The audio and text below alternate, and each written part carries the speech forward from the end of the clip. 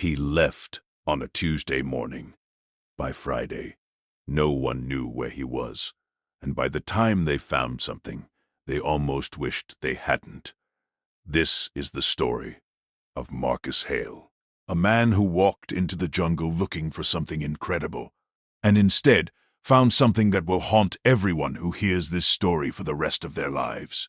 Stay with me, because this one gets dark. Marcus Hale wasn't reckless. That's the first thing everyone said. His friends, his family, his colleagues at the university in Austin, Texas, they all said the same thing. He was a field researcher, a jungle specialist, the kind of guy who spent 3 months living with an indigenous tribe in the Peruvian Amazon just to study their relationship with the forest. He spoke Spanish, basic Quechua, and knew the Latin names of over 400 plant species. He wasn't a tourist who got lost. He was a professional who had done this 100 times. But on September 14th, Marcus flew into Leticia, a small Colombian city sitting right on the edge of the Amazon, with a specific mission. He had received a tip. A local river guide named Ernesto had told him about a remote section of the river, deep in the jungle, roughly 70 kilometers from the nearest village. According to Ernesto, this stretch of forest hadn't been properly explored by scientists. And there were stories, old ones, from the people who lived near the river's edge, about something strange there. The old people, they say the forest there is different. The animals don't behave right. The birds go quiet in the middle of the day, and sometimes you find things just sitting in the open that shouldn't be there. Marcus wrote all of this down in his research journal. He called it a potential discovery of enormous ecological significance. He told his department head he'd be back in 8 days. He packed enough supplies for 12, just to be safe. He rented a motorized canoe. He hired Ernesto for the first 2 days of the journey upriver. And on the morning of September 15th, under a sky the color of ash, he set off into the Amazon. His last verified contact with the outside world was a satellite phone call to his sister in Houston. It was September 17th. He sounded excited. He told her the forest was unlike anything he'd ever seen. He said the light through the canopy looked almost green, almost alive. He laughed about it. It's like, the jungle is aware of you here, Sarah. I know that sounds insane, but I'm serious. I've never felt anything like it. I'll explain when I get back. Love you. That was the last time anyone heard his voice. When Marcus didn't check in on day 8, the university flagged it. When he didn't appear on day 10, his sister contacted Colombian authorities. By day 12, they started a search. The team that went in was a small one. A Colombian national police officer named Captain Reyes, a local tracker named Felix who knew this stretch of river, and 2 volunteers from a regional search and rescue group. They found Ernesto first. He was at his home, back in Leticia. He hadn't heard from Marcus since dropping him off on the 2nd day, but when Captain Reyes showed him the location Marcus had planned to reach, Ernesto's face changed. I told him not to go further than the 2nd bend. I told him, that part of the river, I don't go there. Nobody goes there. When they pushed Ernesto to explain what was there, what was the danger, he got quiet. He looked at his hands, and then he said something that none of the team members forgot. It's not that the jungle will hurt you there, it's that the jungle keeps things, and it doesn't give them back. The search team set out the next morning. The first day was miserable. Rain so heavy it was like being inside a waterfall. The river was swollen, and the current worked against them. Felix, the tracker, barely spoke. He kept his eyes on the water.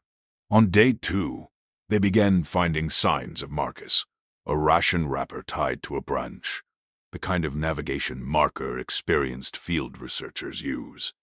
Then another, half a kilometer further. Then, a section of rope looped around a tree trunk, tied the way. Marcus's university supervisor confirmed he always tied ropes, a specific double loop knot he'd learned in Bolivia. He was here. He had come this way. They were on his trail. And then the trail just stopped.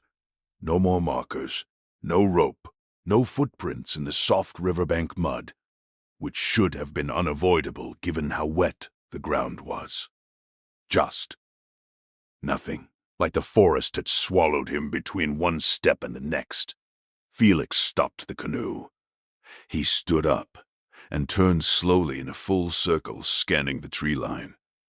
When Captain Reyes asked him what he was doing, Felix said something that nobody wrote in the official report.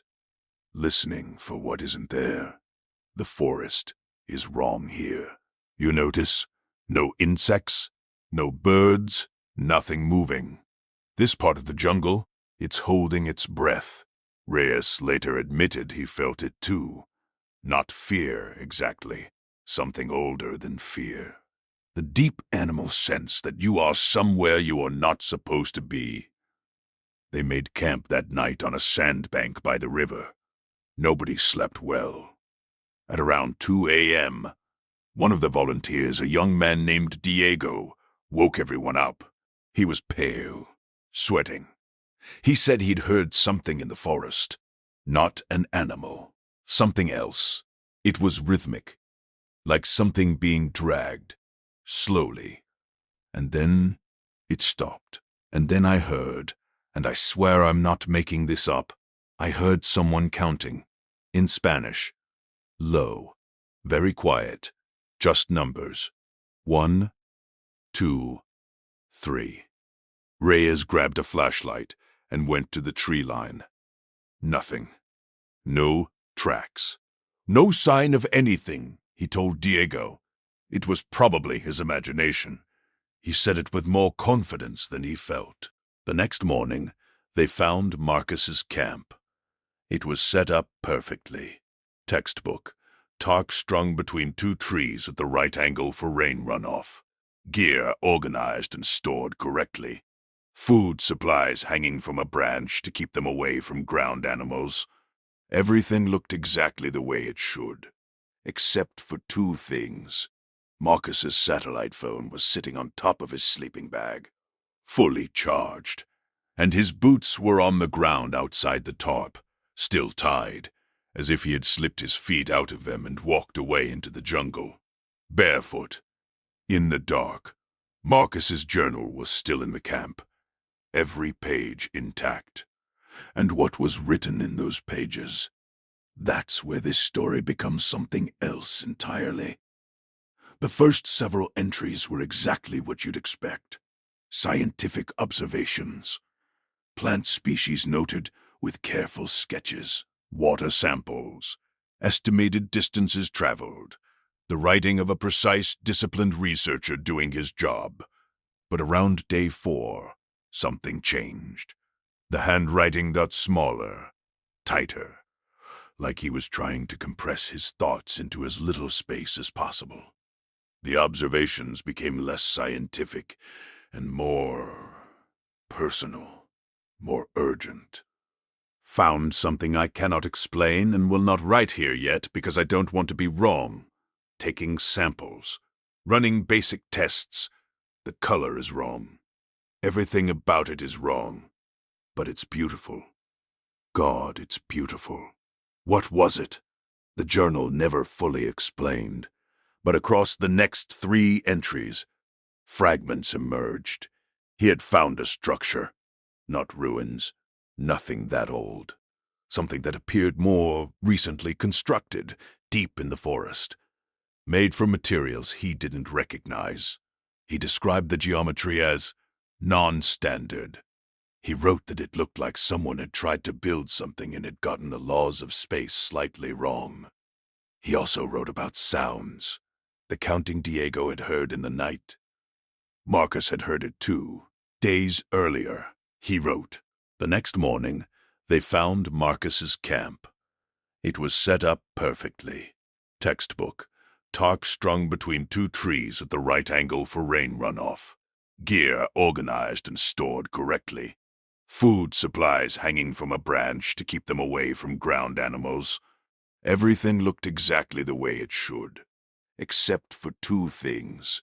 Marcus's satellite phone was sitting on top of his sleeping bag, fully charged, and his boots were on the ground outside the tarp, still tied, as if he had slipped his feet out of them and walked away into the jungle. Barefoot, in the dark, Marcus's journal was still in the camp, every page intact. And what was written in those pages? That's where this story becomes something else entirely. The first several entries were exactly what you'd expect. Scientific observations. Plant species noted with careful sketches. Water samples. Estimated distances traveled. The writing of a precise, disciplined researcher doing his job. But around day 4, something changed. The handwriting got smaller, tighter, like he was trying to compress his thoughts into as little space as possible. The observations became less scientific and more personal, more urgent. Found something I cannot explain and will not write here yet because I don't want to be wrong. Taking samples, running basic tests. The color is wrong. Everything about it is wrong. But it's beautiful. God, it's beautiful. What was it? The journal never fully explained. But across the next 3 entries, fragments emerged. He had found a structure, not ruins, nothing that old. Something that appeared more recently constructed, deep in the forest. Made from materials he didn't recognize. He described the geometry as non-standard. He wrote that it looked like someone had tried to build something and had gotten the laws of space slightly wrong. He also wrote about sounds, the counting Diego had heard in the night. Marcus had heard it too, days earlier, he wrote, each time in larger letters, as if repetition would resolve the contradiction. He wrote about what was inside. He described it. The description, as relayed second-hand, was of something organic. Something that was still growing. Something that had been growing for a very long time. And at the center of it, evidence. Evidence that Marcus Hale was not the first person to find this place.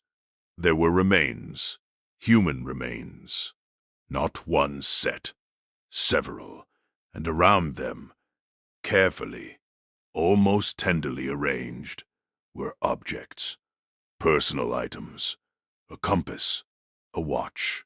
A photograph in a sealed plastic bag. A folded piece of paper with names written on it in at least 3 different languages. People had found this place before. And they had not left. The final line Marcus wrote in his journal, at the top of the last page, before the torn sections that nobody could read, was this: I understand now why they stayed.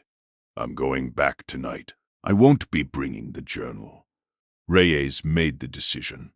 They had to find the structure. They had to find Marcus.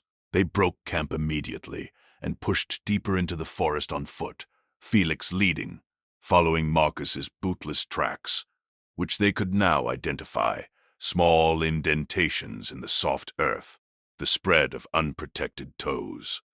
After 3 hours of pushing through undergrowth so dense they had to cut their way through, the forest opened, and they found the clearing. Felix stopped. Reyes stopped. Diego grabbed the arm of the other volunteer and didn't let go. They all stood at the edge of the clearing and looked at what was in the center of it. The structure was exactly as Marcus had described, except smaller than they expected. From the outside, barely the size of a large storage shed, built from something that wasn't wood and wasn't stone. Grayish, almost translucent in the afternoon light, filtering through the canopy. The geometry was wrong. Reyes couldn't explain it better than that. It was wrong in a way that made his eyes slide off it when he looked directly at it. The way you can't look directly at the sun, and at the base of the structure, barefoot prints in the mud. Leading inside, no prints, leading out. Reyes went in first. He said afterward that the decision wasn't brave. It was automatic.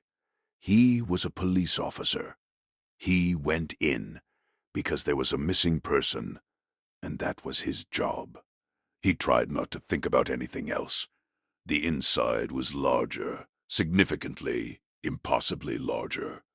Reyes didn't describe it as a miracle or as supernatural. He was a practical man. He described it as deeply wrong. His flashlight beam traveled further than it should have. Surfaces that should have been close were far away. He felt instantly disoriented. The way you feel when a room's proportions are just slightly off, but amplified to a nauseating degree. The remains were there. He counted 6 distinct sets, the objects arranged around them, exactly as Marcus had described. He documented them. He photographed them. He kept moving. And then he saw Marcus. He was alive. He was sitting cross-legged against the far wall, his back to the entrance. He was completely still. He wasn't responding to Reyes calling his name. He wasn't moving. Just sitting. Breathing. Reyes could see that, but otherwise still as stone. Reyes reached him, grabbed his shoulder, turned him around. Marcus's eyes were open, completely open. His expression was not fear, not confusion, not pain. It was something Reyes struggled for months to describe accurately. The closest he ever came was this.